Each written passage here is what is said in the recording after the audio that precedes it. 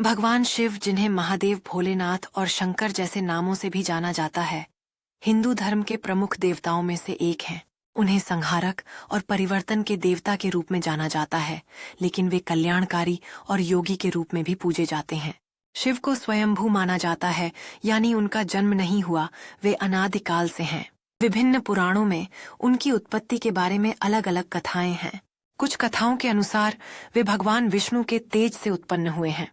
अन्य कथाओं में वे ब्रह्मा और विष्णु के अहंकार के कारण उत्पन्न हुए बताए गए हैं। कुछ कथाओं में ब्रह्मा जी की तपस्या से उनकी गोद में एक बालक के रूप में प्रकट हुए। शिव को महादेव कहा जाता है, जिसका अर्थ है महान देवता।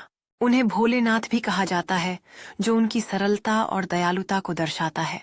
शिव को लिंगम के रूप में पूजा जाता है, जो सृजन का प्रतीक है। वे त्रिनेत्र, 3 आंखों वाले, जटाधारी, जटाओं वाले और गले में सर्प, वासुकी धारण किए हुए दर्शाए जाते हैं। उनके हाथों में त्रिशूल और डमरू होते हैं। गंगा नदी की लहरें चट्टानों से टकराते हुए अपनी सौम्य धारा में बहती हैं, जैसे कि वह धरती के बीच से जीवन की कहानियां सुनाती हो। आदियोगी अपने जटाओं के साथ ध्यान में मग्न होकर संसार के रहस्यों की खोज में लीन है।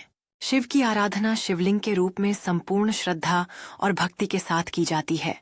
महाशिवरात्रि की रात भक्त शिव के प्रति अपनी भक्ति और प्रेम व्यक्त करने के लिए एकत्र होते हैं।